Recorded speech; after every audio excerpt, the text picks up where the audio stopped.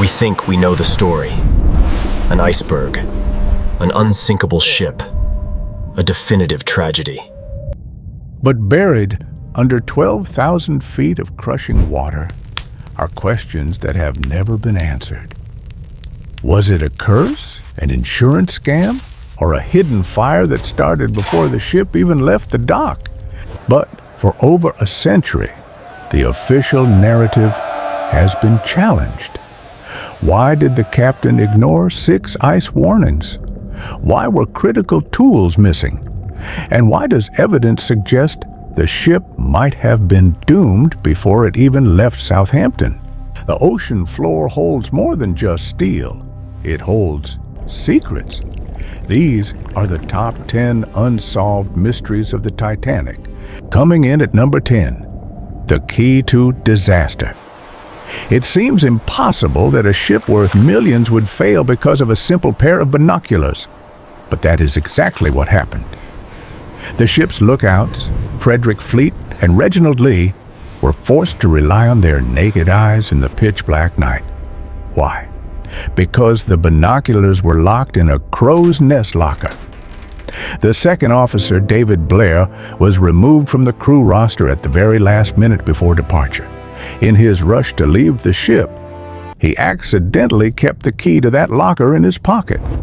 He realized his mistake days later, holding the key in his hand while the ship was already sinking in the Atlantic.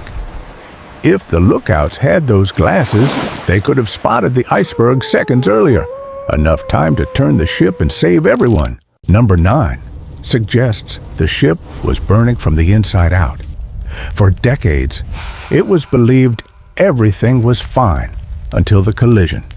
But new photographic evidence suggests a massive coal fire was raging in bunker number 6, a fire that started possibly weeks before the ship even launched.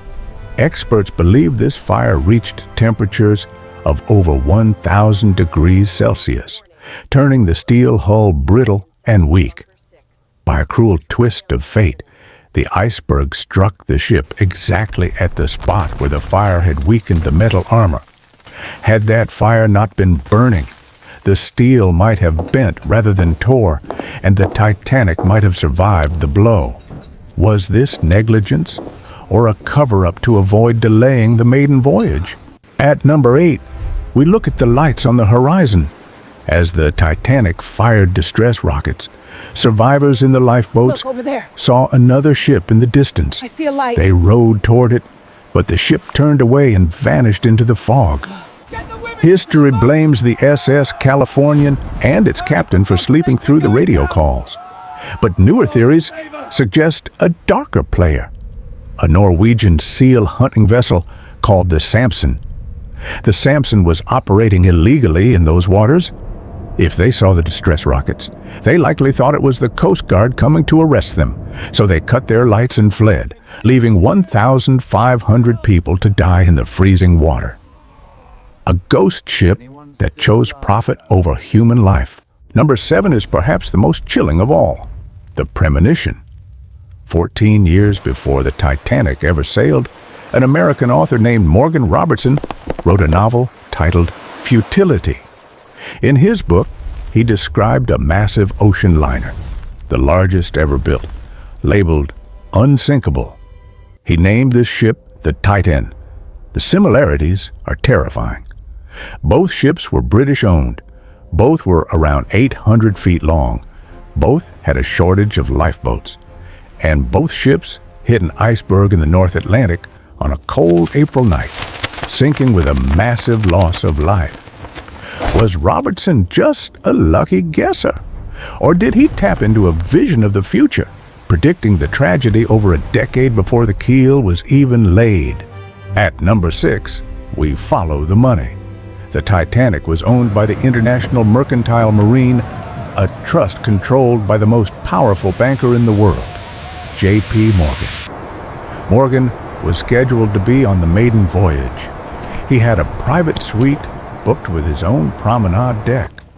But just hours before departure, Morgan canceled.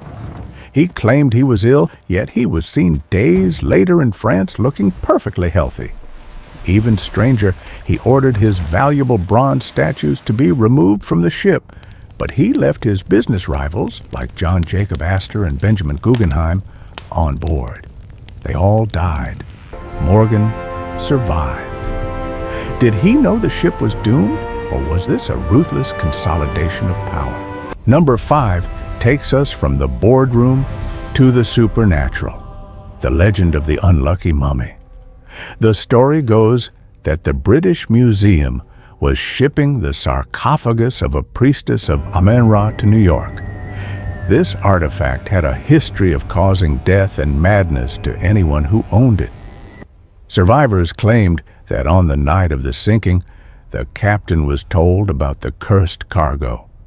Some say the artifact wasn't in the cargo hold, but right behind the bridge, exerting a dark influence over the crew. While official records deny the mummy was on board, many believe the manifest was altered. Was the Titanic the victim of an ancient Egyptian curse seeking revenge? Number 4 is the most controversial question of the night. Were the third-class passengers locked below deck? The numbers are damning.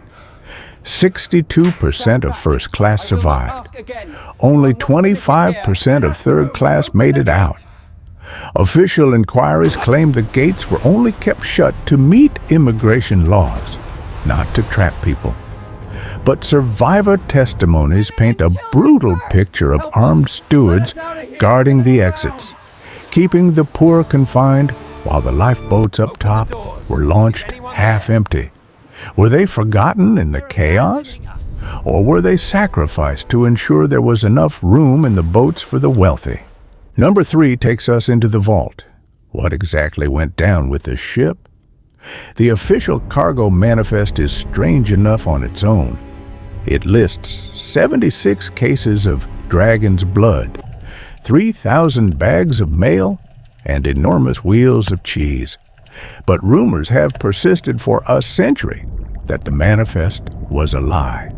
Sources claim the Titanic was carrying a secret shipment of gold bullion intended to pay for U.S. military supplies or banking debts.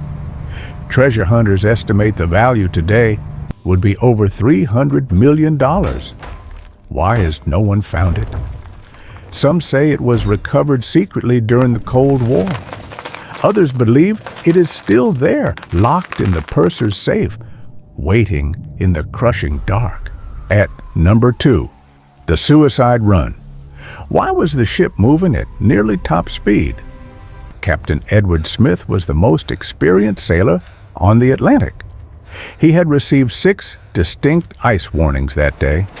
He knew the ice field was ahead, yet he ordered the engines to full ahead. Historians often blame hubris, but was he under orders? Many point to J. Bruce Ismay, the chairman of the White Star Line, who was on board. The theory is that Ismay pressured Smith to beat the arrival time of the Olympic to generate headlines. They were chasing a PR record, and in doing so, they turned a luxury liner into a high-speed missile aimed directly at an iceberg. It wasn't an accident. It was recklessness. And finally, at number 1, the mother of all maritime conspiracies, the switch. The theory is simple but terrifying. The ship that sank wasn't the Titanic. It was her older sister, the Olympic. Months earlier, the Olympic had collided with a warship, the HMS Hawk, suffering massive structural damage that insurance wouldn't cover. The White Star Line was facing bankruptcy. So, did they swap the ships? Did they patch up the damaged Olympic, paint the name Titanic on the side, and send it out to sink on purpose to claim the insurance money? Proponents point to the number of portholes, the uneven list of the ship, and the missing M on the wreckage's propeller.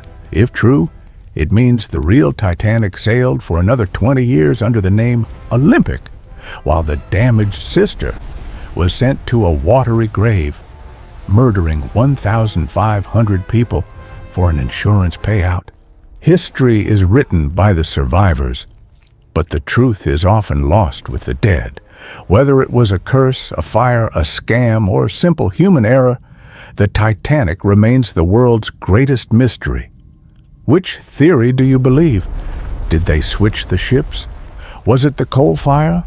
Let us know in the comments below. And for more mysteries from the deep, make sure to like and subscribe. Until next time.